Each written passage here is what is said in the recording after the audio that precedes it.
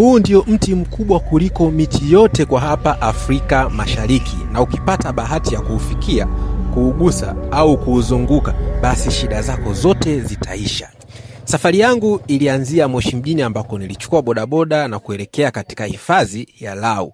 Tulifika sehemu ambako tulikuta kuna matope, kwa hiyo ilibidi tutembee kidogo, na baada yake tukafika hapo katika hifadhi ya Lau. Na hivi ndivyo ambavyo inaonekana. By the way, tulikuwa tumechelewa kidogo na niliona energy yake ipo ndogo. Nikasema kwa muda ambao tumebakisha, maana yake tulibakisha nusu saa tu ili waweze kufunga hifadhi. Walisema wanafunga mida ya jioni. So nikasema kwamba atakaye kuwa wa mwisho kufika kwenye mvule bibi yake mchawi. Kabidi tuanze mbio mbio. Kutokea Moshi mjini mpaka katika hii hifadhi ya Lau sio mbali sana, ni kama dakika 15, na tulilipa nauli ya bodaboda shilingi 1500, tulipanda mishikaki. Huku kuna sehemu nyingi, kuna vituo vingi, lakini main point ya mimi kuja huku ni katika kuzunguka ama kupanda mvule. Vijana wa sasa hivi watasema huo ni uchawi. Sawa, lakini huu ni mti ambao umefanywa matandiko mengi, na sehemu hiyo kuna muda inatisha, lakini hapakuwa na namna. So hapo madam, kama unavyoona, ni heka kwa heka, ni kukimbia.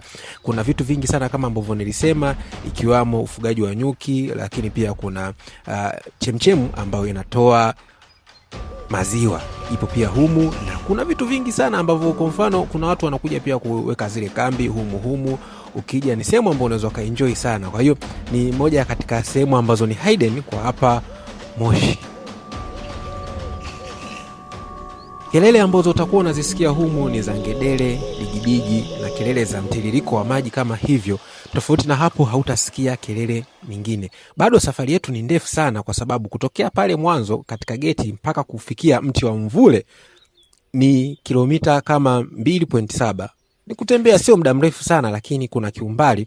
Kwa hiyo kama utakuwa ni mvivu kidogo wa mazoezi, na sisi kwa sababu tulikopo tunaenda kwa mbio, basi ni mbali kidogo. Na hapo tumebakisha mita 200 ambayo ni sawa na viwanja viwili tu vya mpira.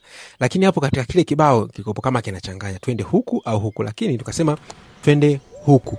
Ilikuwa ni hivyo. Kwa hiyo mbio zikaanza kuelekea katika mti wa mvule, na huu hapa ndo mti wa mvule, mti ambao ni mkubwa kwa umri, nielewe, kwa umri kuliko miti yote ya mvule ambayo inapatikana katika Afrika Mashariki. Umeishi miaka zaidi ya 100, na wengi wanasema kwamba ukiuzunguka mara uwezavyo, basi kuna baraka zake ambazo unazipata. Lakini pia mti huu watu wanakuja kufanya matambiko tofauti, lakini pia ukiupanda na majani yake pia yana dawa. So wakati wa kurudi hapo, madam alikuwa anajifanya kwamba ni ngongoli, kabidi tu ni mbebe kwa sababu alikuwa ameshachoka aweze kurudi. Na wakati tunarudi tulikutana na bundi. Vipi wa bundi, mnasemaje?